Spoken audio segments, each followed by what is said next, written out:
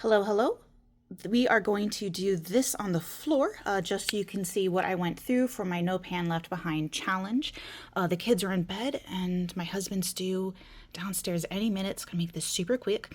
But basically, this is what I went through in about 10 weeks. I was able to use each of these shades exactly once in a slightly longer period than the first time. So the first time, I know I updated you after 8. This has been at least that and a little bit more. So I'm saying this is about 10 weeks worth. So as you can see, I went through 2 of my Nomad 9 pans. Those are really pretty color stories and I like them. I just don't use them a lot, which is why I'm glad I did this challenge. And I was able to go through all of the Coastal Cruise. Now, I did buy the Aurora Cruise, but I'm still waiting on about 2 shimmers. I know they're in these upper corners that I haven't gone through. So I'd have one in rotation, and then I'd take one out and replace it so I can get through about 3 of each of my little brands, because that's how I have them sorted. I have them sorted by brand. I was only able to go through one Odin's Eye, and that's just because it was a very Christmas color story.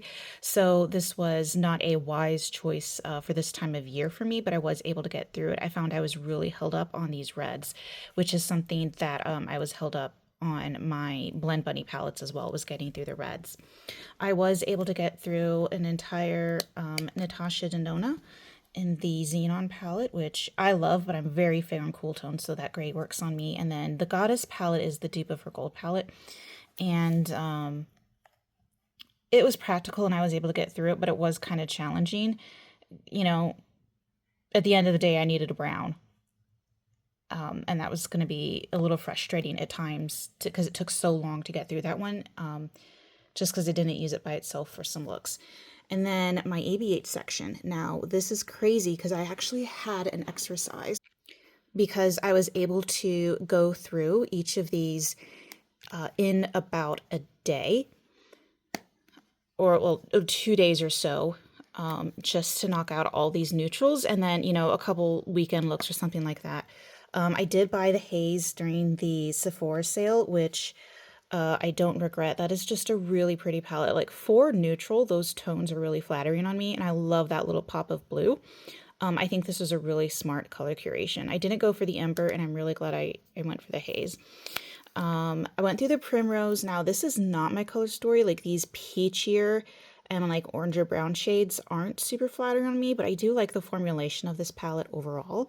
So I'm glad I was able to get through. It did take just a little bit because again, these aren't shades that I reach for commonly. And then looking back through, you can tell I was kind of going through some of my older palettes and just kind of working my way through my ABH palettes like that.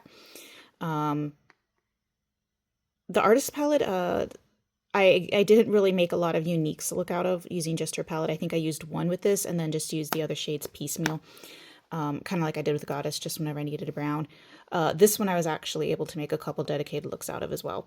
So I'm going to pause here because I needed more space for my larger palettes. So I did reference the Blend Bunny palettes. I love these palettes. They do take a really long time to get through, especially because for rainbow palettes and stuff like that, they tend to serve more as companion palettes where you're reaching in for one shade. I know it took me a long time to get through this currently because I don't wear reds and oranges a lot.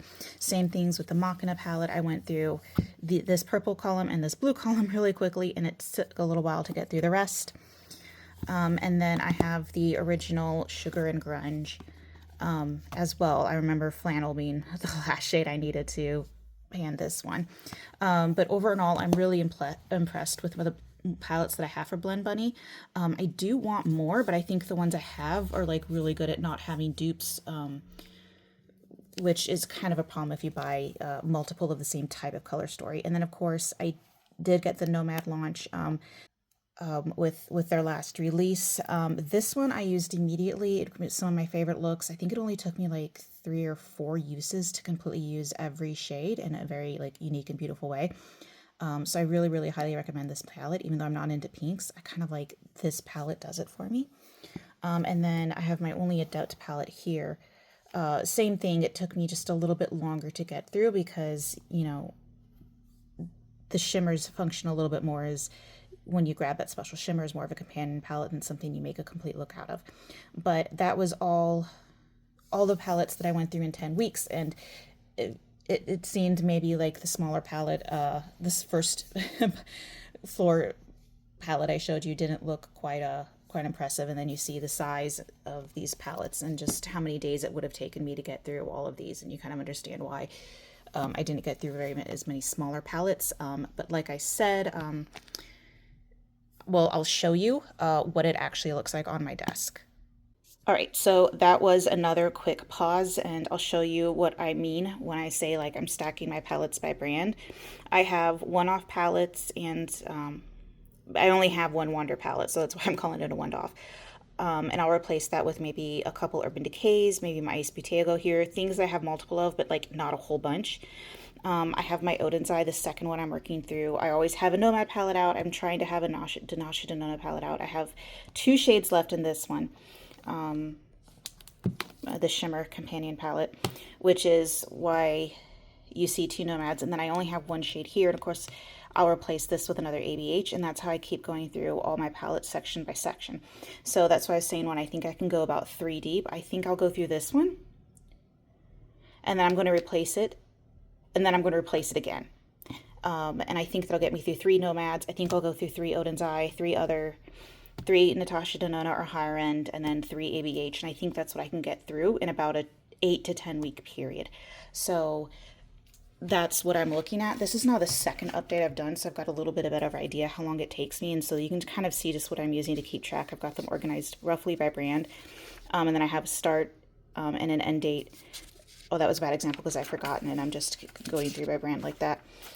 So overall, it's going. I definitely recommend this strategy. If you have a lot of eyeshadows. See, here's the 2 Aurora Cruise I'm missing. But it doesn't keep track of how often you use a shadow, so if that's something you want to do, you'll need to come up with a different system that involves tally marks or something like that.